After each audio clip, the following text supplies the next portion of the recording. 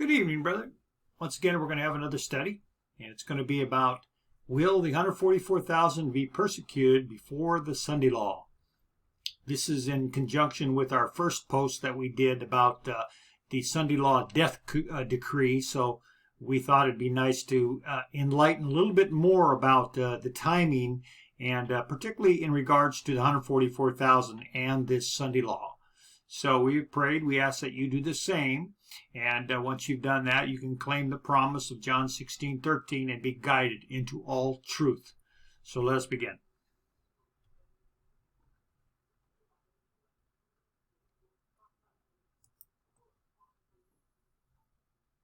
Okay, so basically we have two views on the 144,000 in regards to the Sunday law. And that is that the Sunday law, on the first view, is set up immediately or almost immediately after Ezekiel 9 church judgment. The 144,000 go through persecution from the Sunday law even before they get to the kingdom.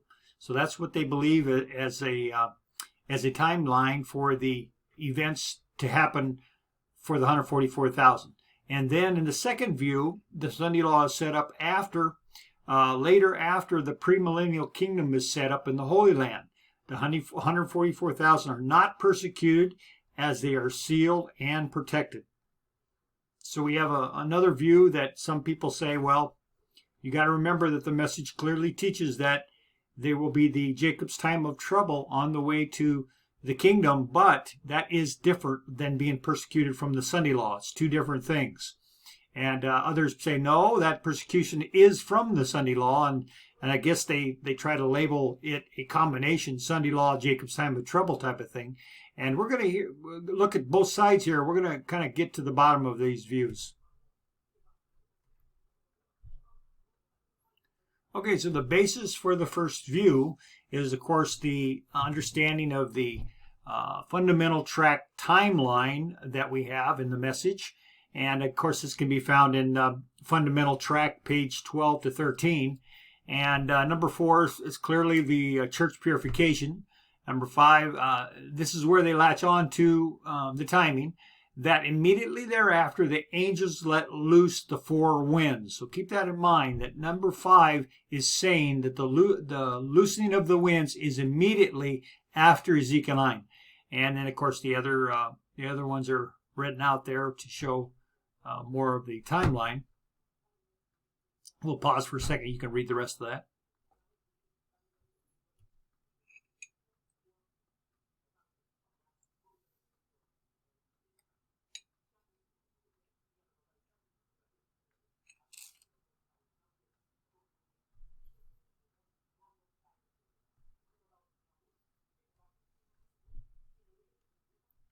Okay, now, so when we go back to that number 4, again, it says immediately the winds are let loose.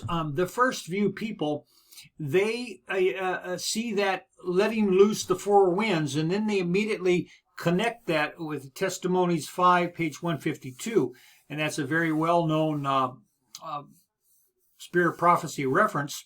And we know this to show that in this reference, she's equating the 4 winds to the Sunday law. And so it specifically, it says there's a work yet to be done, and then the angels will be bidden to let go, that the 4 winds may blow upon the earth. This will be decisive time for God's children, a time of trouble such as never was since there was a nation. And then, of course, on top there it says we came close to having realized this in California, prohibiting men to buy and sell and so forth. So this is where the first view people get the connection. But it's a very narrow, limited connection, and we'll see a more of a general scope of this idea. And of course, when the first few people read the prior understanding, they also come to 2TG number 14, page 17, and we're going to read that highlighted part. The 144,000, are persecuted by the dragon immediately after the earth swallows up the flood. So there you go. They put the two together and say, well, it's persecution by the Sunday law immediately after the earth swallows up the flood. In other words, immediately after Ezekiel 9, the 144,000 are persecuted by the dragon immediately. So this is where the connection starts to build for the first view. And so we wanted to lay that foundation that this is where they get this this view from.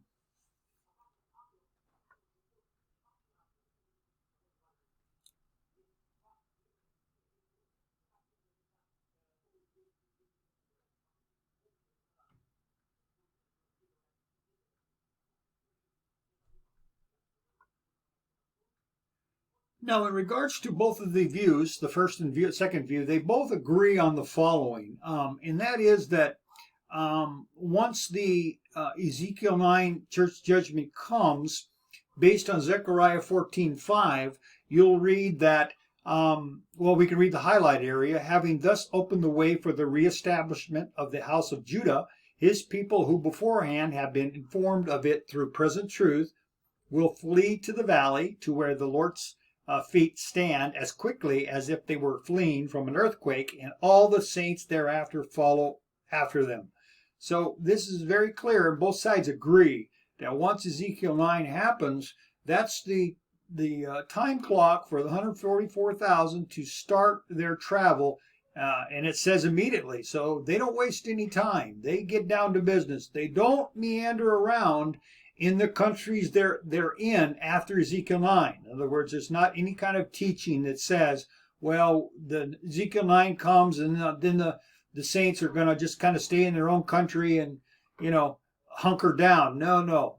The teaching says that immediately after this happens, just like it says, they're going to flee like they're fleeing from an earthquake. That's how immediate they take their cue. We've got to get going. It's now our time to go to work. So they continue on to the Loud Cry headquarters, which is in the land of Israel. Okay, so on their way home, we know that Jacob's time of trouble happens. And of course, we read that from the Fundamental Beliefs track as well. On number 7, that subsequently the time of Jacob's trouble, Jeremiah 37, for the 144,000, the sons of Jacob, logically develops on their way home to the land of their fathers. So this is very key. Jacob's time of trouble develops on their way home and shows a physical travel, not a zoomed-in chariot travel. It's important to remember this, brethren, because many present truth believers have the old handed down teaching that a chariot's going to come in all kinds of places around the world, and 144,000 are going to load into that and be zoomed right over to the kingdom. Well, if that's the case, then we might as well throw out number 7 here, because you cannot logically develop Jacob's time of trouble by being zoomed over in a chariot, which is a matter of minutes probably in the way those things travel to the kingdom. So this makes no sense whatsoever.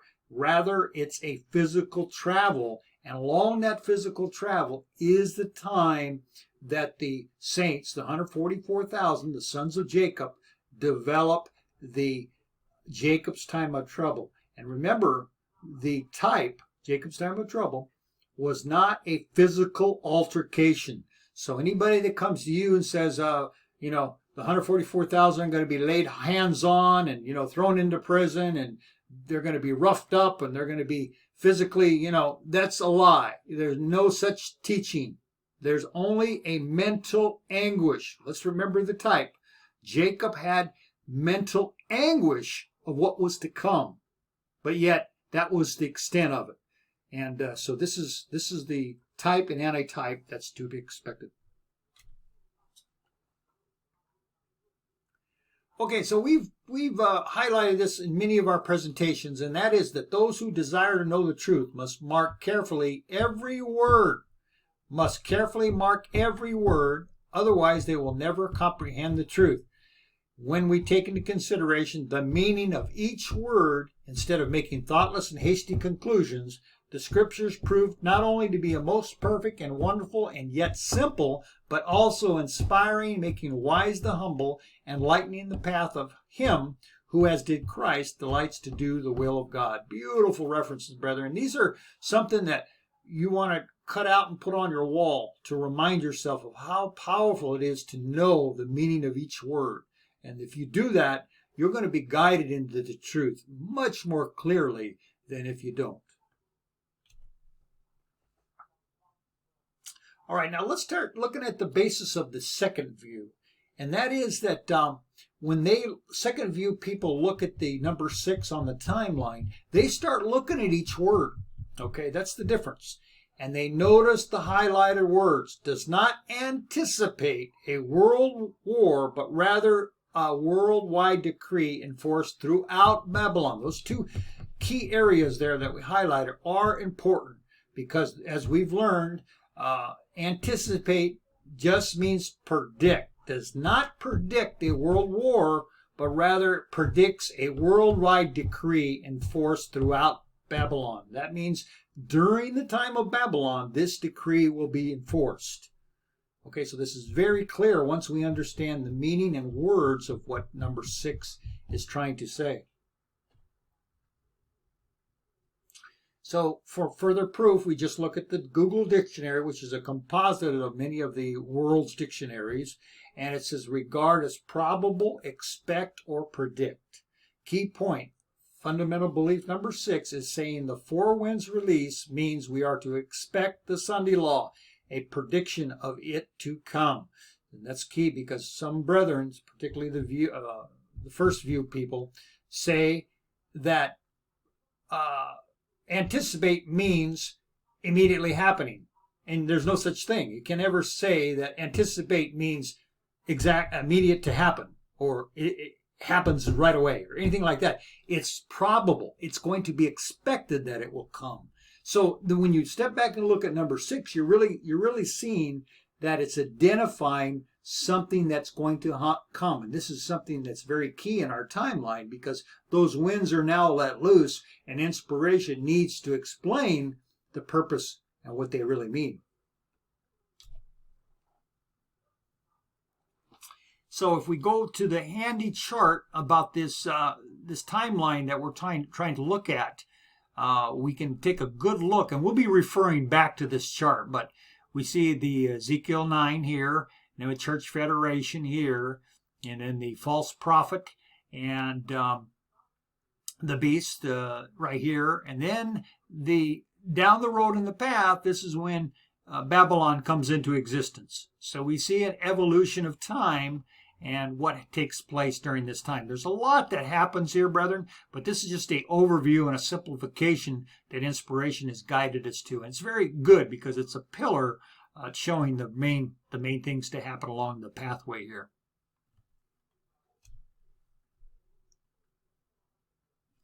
Okay, so in the second view, one of the most powerful and clearest references that we find that shows that there's not going to be any immediate setup of the Sunday law is this reference. And we'll pause here. You can read this one because this is very, very powerful.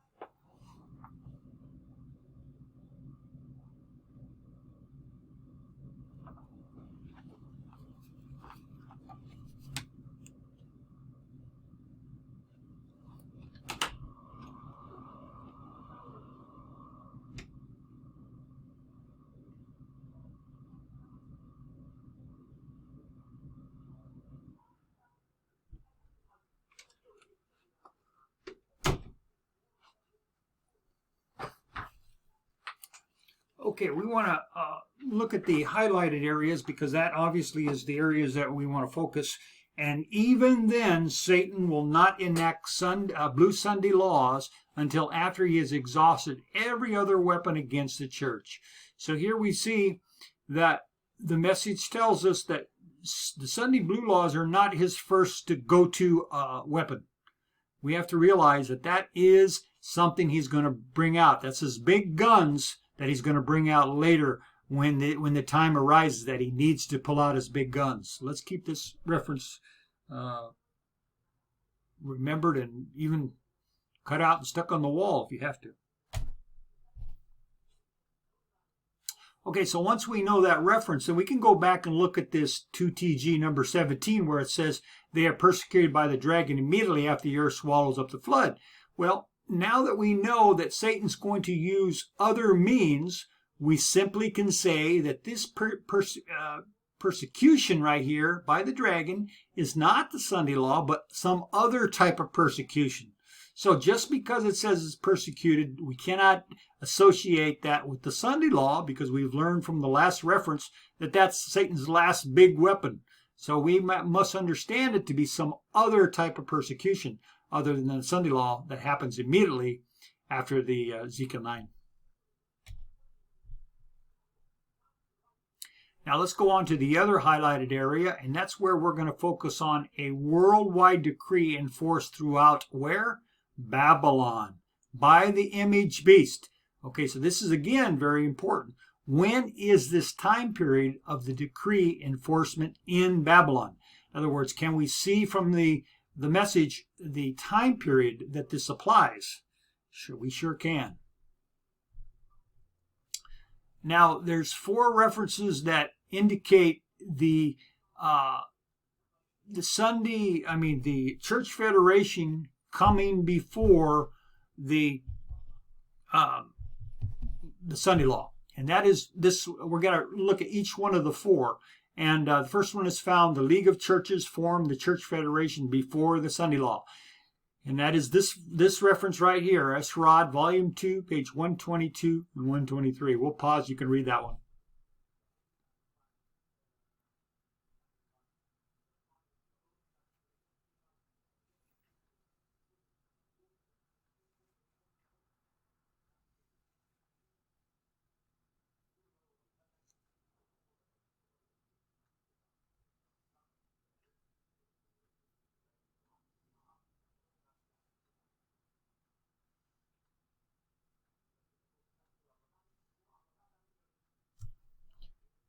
Pay close attention to the last paragraph here. Therefore, when Catholicism, Protestantism, and Spiritualism clasp each other's hand by the medium of a league, then it could be said the woman sitteth on the heads. So let's look at our next slide.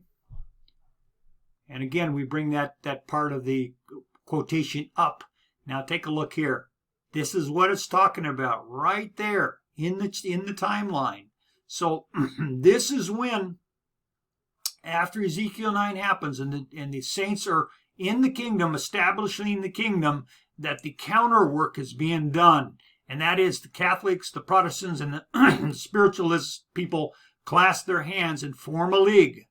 So Satan is going to form his counter movement while the saints are setting up the kingdom right in this period here. We have to keep this in mind. There's a lot happening right in this period before even the beast and the false prophet is set up. This is all happening right in this area. Lots going on right here. Okay, here's another quote. After a while, the Church Federation goes global, and the Sunday law enforcement meets its perfect fulfillment in a world alliance. We'll go ahead and pause.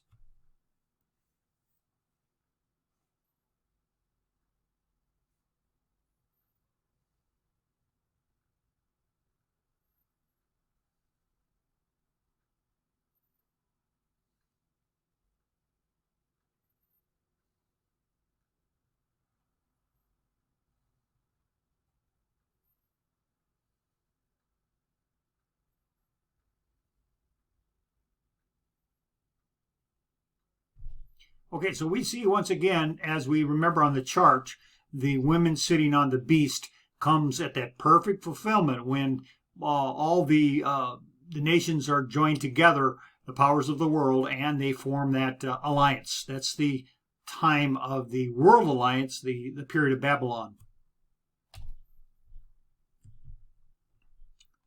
The Sunday law starts with the USA and then gets adopted by the nations of the world, the woman on the scarlet beast.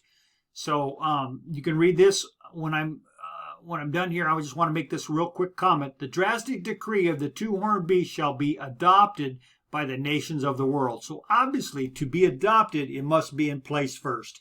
And so that Sunday decree, just like we'll see in the chart, starts first in the United States. And then it is adopted to the world, at which time the woman is said to be riding the beast. In other words, the period of Babylon.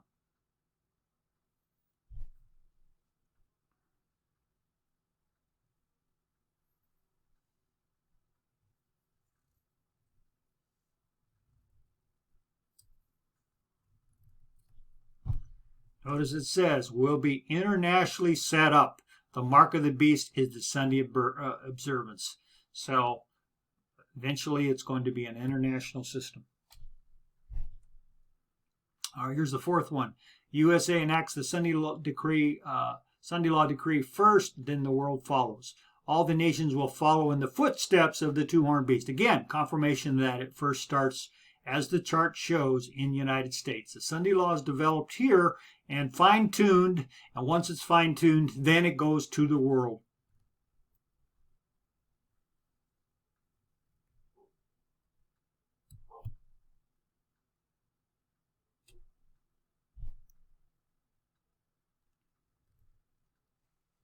Okay, so when we understand that, we look at this quote here, and this is a reference, and it says, in fact, Babylon has not even come into existence yet, for she is yet to mount, rule the beast, the world. So again, we have more confirmation that there's a time period, and ruling the beast, sitting on top of the beast, does not happen right after Ezekiel 9. There's a period of time, and then that will come into being.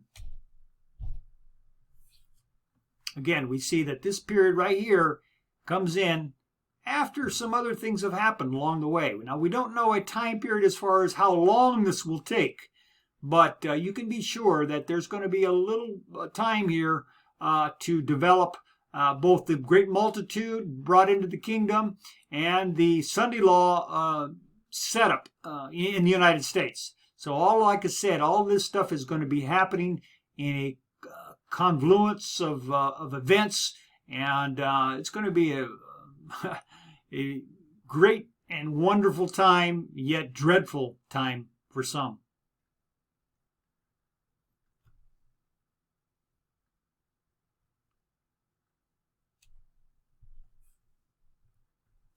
Okay, here's another quote that just gives more power to the second view. The truth is clearly seen that after the earth swallows the flood, after the angels separate the wicked, the tares, and the bad fish from the righteous, the wheat, the good fish in the church, take the righteous to Mount Zion, the barn, the vessels, Matthew 13:30 and 48. The dragon will then be angry with the woman, the servants of God, and as a result will war against the remnant. Who is the remnant? The second fruits, those who are then to be called out of Babylon, Revelation 18:4. So who does the dragon really get mad with here after the saints are separated from the wicked in the church? It is the people out in Babylon, the second fruits, otherwise known as the great multitude.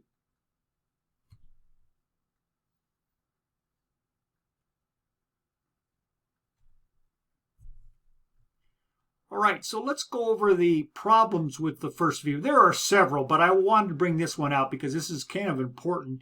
If the Sunday law is immediate, then the 144,000 will not be able to warn the people to come out of her, Babylon, until some time has passed and later when the kingdom is built up. Thousands and possible millions will be snared with the Sunday law with nobody given a prior warning. This is what we have to come to the conclusion if we come with that first view. The message says that the loud cry service must be authorized in the kingdom prior to going to work. And we can find that in 1TG number 8, page 26. I'll pause a minute for you can read that one.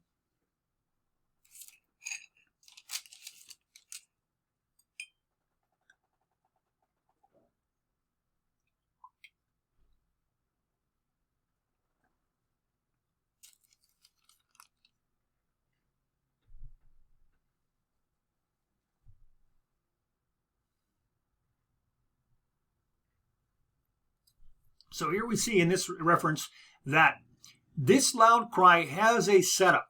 It's not just going to be a willy-nilly where everybody just goes into the kingdom and says, hey, I'm just going to go off on my own and start preaching the loud cry. No, no, no. We have to have a setup, and the Lord himself will authorize a prophet, a antitypical King David, which is also known as Joshua in the message, and he will authorize, just like it says, Joshua crowns, and this is not yours truly putting this in. This is what inspiration puts in parentheses. Authorizes his helpers whom the Lord himself names. In other words, as members of the house of David, Joshua authorizes them to what? To engage in the work. Okay, brethren, so it's very clear that once the house of David is set up in the kingdom, it's at that time that the work is allowed to go forward. So that's why we pointed back to that chart. There's going to be a lot of things happening right after Ezekiel 9. And important things need to be established first before the loud cry is given to the world.